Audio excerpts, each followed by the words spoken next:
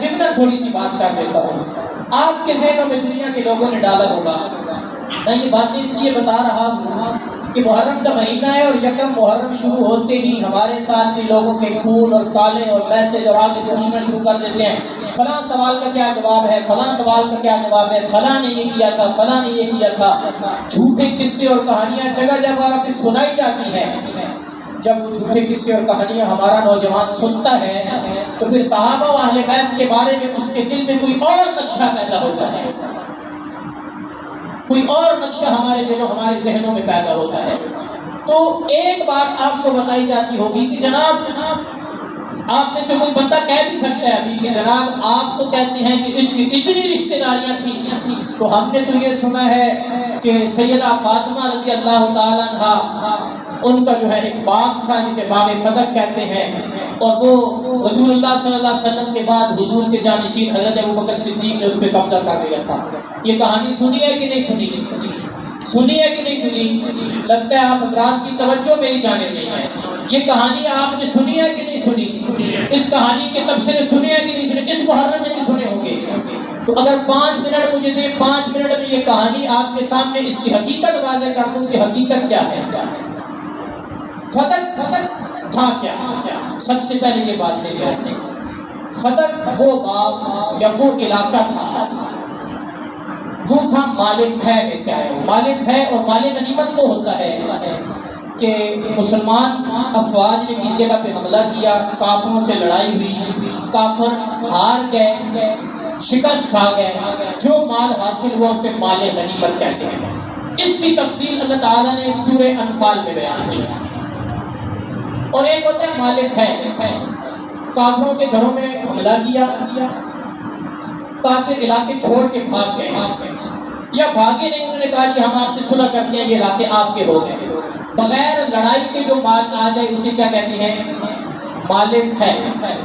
مال فے کے مصارف اللہ تعالیٰ نے قرآن کریم 28ویں پارے میں بیان کیے. ما افاء اللہ علی رسولہ من اہل القری، جو اللہ تعالیٰ مال فے دیتا ہے اپنے رسول کو بستی والوں میں سے، فللہ، اللہ کے لیے ہے، ولرسولہ، اللہ کے رسول کے لیے ہے، ولذی القربی، رسول کے قریبی رشتہ داروں کے لیے ہے، والیتامی، یتیموں کے لیے ہے، والمساکین، مسکینوں کے لیے ہے، وابن السبیل، اور مسافروں کے لیے ہے.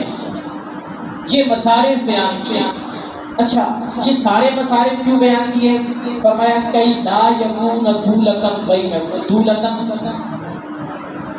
کہ تاکہ تمہاری یہ جو مال ہے نا، تمہارے چند لوگوں کے درمیان ہی یہ مال گردش نہ کرتا رہے. سمجھ آئیے؟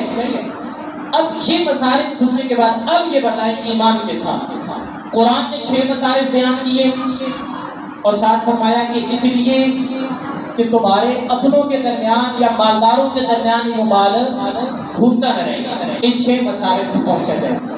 اب رسول اللہ صلی اللہ علیہ وسلم نے کیا مال فے ان 6 مصارف میں خرچ کیا، یا قرآن کی مخالفت کرتے ہوئے معاذ اللہ سارا اپنی بیٹی کو دے دیا؟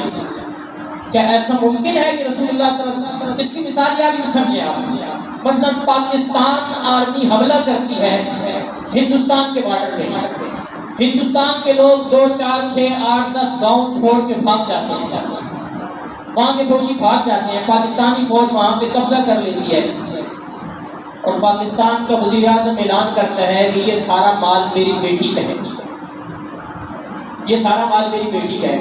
کیا آپ اس کو اخلاقاً، قانوناً، شرعاً کسی طور پہ جائز کہیں گے؟ کسی طور پہ جائز کہیں گے؟ جب یہاں پہ یہ بات جائز نہیں کہتے تو یہی کہانی رسول اللہ صلی اللہ علیہ وسلم کے لیے کرتے ہیں کہ اللہ کے نبی صلی اللہ علیہ وسلم نے ایسے کیا.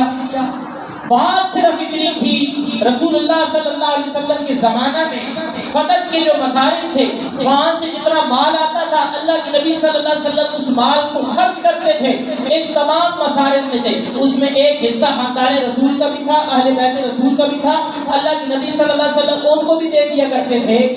سیدہ فاطمہ الزہرا رضی اللہ تعالیٰ عنہا، حضور کا انتقال ہو گیا، حضور کا وصال ہو گیا، سیدنا ابوبکر صدیق خلیفہ بن گئے، اور سیدہ فاطمہ رضی اللہ تعالیٰ عنہا نے کسی بندے کو بھیجا کہ جاؤ خلیفہ کے پاس. بعض لوگوں نے کہا خود گئی ہیں، اور جانا بھی کتنا ہے. سیدنا ابو بکر صدیق کا کوئی تخت نہیں تھا, کوئی محل نہیں تھا. حضرت ابو بکر صدیق مسائل کہاں سنا کرتے تھے؟ ممبر رسول پہ یا مصلی رسول پہ. یہ جو کہانی گڑھی جاتی ہے نا, بی بی دربار میں گئی اور دربار میں کھڑی رہی. لوگ سمجھتے ہیں پتہ نہیں کوئی دربار لگا کے بیٹھتے تھے, یہ ایک افسانوی رنگ دیا جاتا ہے. سیدہ نے بھیجا کسی فرد کو, انہوں نے جا کے کہا کہ وہ جو مال فہ آئے تھے اس پہ فقط کے باغ تھے, ان کا کیا بنا. تو حضرت ابو بکر صدیق نے حضرت سیدہ فاطمہ الزہرا رضی اللہ تعالیٰ نے سوال کیا کہ وہ رسول اللہ کا مال تھا تو ہمیں بطور میراث ملنا چاہیے. حضرت ابو بکر صدیق نے آگے سے حدیث سنا دی. فرمایا اللہ کے نبی صلی اللہ علیہ وسلم, حدیث پوری بیان نہیں کی جاتی. حضرت ابو بکر صدیق کے پاس جب یہ پیغام آیا نا, تو حضرت ابو بکر صدیق نے کہا کہ رسول اللہ صلی اللہ علیہ وسلم کی جو قرابت اور رشتہ داری ہے مجھے اپنی رشتہ داری سے زیادہ عزیز ہے. سیدہ فاطمہ الزہرا رضی اللہ تعالیٰ عنہا میرے ذاتی مال میں سے جتنا چاہیں لے لیں. بخاری کے اندر روایت ہے, اٹھا کے پڑھ لیں, میرے ذاتی مال میں سے جتنا چاہیں لے لیں, لیکن یہ جو مال ہے اس کو ایسے ہی تقسیم کیا جائے گا جیسے رسول اللہ صلی اللہ علیہ وسلم کے زمانے میں تقسیم کیا جاتا تھا. اور ساتھ حدیث سنا دی کہ نبی کریم صلی اللہ علیہ وسلم نے فرمایا کہ ہم جو انبیاء کرام ہوتے ہیں ہماری میراث نہیں ہوتی, جو ہم چھوڑتے ہیں وہ صدقہ ہوتا ہے. سیدہ فاطمہ نے یہ بات سنی, خاموش ہو گئی اور واپس چلی گئی. اس کے بعد کبھی اس چیز کا ذکر نہیں کیا. اتنی سی بات ہے, اس میں کوئی ناراضگی والی بات ہے, اس میں کوئی توہین والی بات ہے؟ پھر کبھی سیدہ فاطمہ نے اس کا ذکر کیا ہو. اچھا, حضرت ابو بکر صدیق پہ اعتراض ہوتا ہے. اب سوال, اچھا کہتے ہیں رسول اللہ نے اپنی زندگی میں سیدہ فاطمہ کو دے دیا تھا, تو ہم کہتے ہیں کہ سیدہ فاطمہ کو جو رسول اللہ صلی اللہ علیہ وسلم کے پاس گئی, حضرت علی نے فرمایا نا کہ حضور کے پاس کچھ باندیاں آئی ہوئی ہیں, چکی پیس کے اور مشکیزیں اٹھا کے ہاتھوں میں گٹے پڑ گئے ہیں, ہاتھوں میں چھالے پڑ گئے ہیں, جاؤ ایک باندی لے آؤ اللہ کے نبی سے. اللہ کے حبیب صلی اللہ علیہ وسلم نے فرمایا کہیں سیدہ فاطمہ, اللہ کے نبی نے فرمایا بیٹی اس سے اچھی چیز نہ دوں. رات کو جب سونے لگو نا 33 مرتبہ سبحان اللہ, 33 مرتبہ الحمدللہ, 34 مرتبہ اللہ اکبر پڑھ لیا کرو, اس سے بہتر ہے. ایک دفعہ حضور تشریف لائے سیدہ فاطمہ کے گھر میں. حضور کا معمول تھا باہر سے آ کے پہلے سیدہ فاطمہ کے گھر میں جاتے ہیں. سیدہ کے گھر میں گئے تو دیکھا کہ دیواروں پر کپڑا لگا ہوا ہے.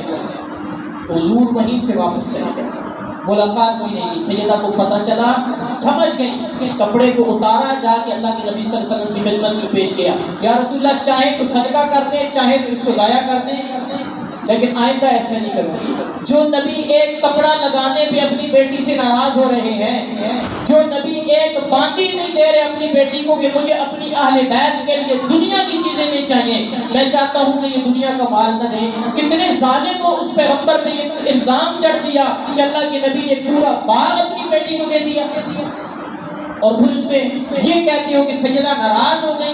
مجھے بتائیں حضرت ابو بکر صدیق نے سیدہ کو حدیث سنائی تھی نا, تو جو کہتے ہیں ناراض ہو گئے, تو کیا سیدہ حدیث سے ناراض ہو گئی ہے؟ یہ رسول اللہ کے بھی گستاخ ہیں, یہ دعویٰ کرنے والے رسول اللہ کی اہل بیت کے بھی گستاخ ہیں. حضرت ابو بکر صدیق نے جو بات کہی, سیدہ اس سے مطمئن ہو گئی, اور سیدہ فاطمہ الزہرا رضی اللہ تعالیٰ عنہا ساری زندگی حضرت ابو بکر سے راضی رہی. یہی وجہ ہے کہ سیدہ فاطمہ الزہرا کا جب آخری وقت آتا ہے, تیمارداری کرنے والی, دفن کا انتظام کرنے والی, اور سیدہ فاطمہ الزہرا رضی اللہ تعالیٰ عنہا کو غسل دینے والی خاتون کوئی اور نہیں تھی, وہ ابو بکر کی بیوی سیدہ اسماء بنت عمیس تھی. اور وقت جنازے کا آتا ہے, حضرت ابو بکر و عمر رضی اللہ تعالیٰ عنہ تشریف لے کے جاتے ہیں. حضرت علی کہتے ہیں ابو بکر آگے بڑھیے, جنازہ پڑھائیے. حضرت ابو بکر فرماتے ہیں علی نہیں, زوجہ آپ کی ہے, جنازہ آپ پڑھائیں گے. حضرت علی فرماتے ہیں اللہ کے نبی نے مروا ابا بکر فلیصلی بالناس کہہ کر ہمیں بتا دیا تھا, جس قوم میں ابو بکر ہو وہاں امامت کے مصلی پہ کوئی اور کھڑا نہیں ہو سکتا.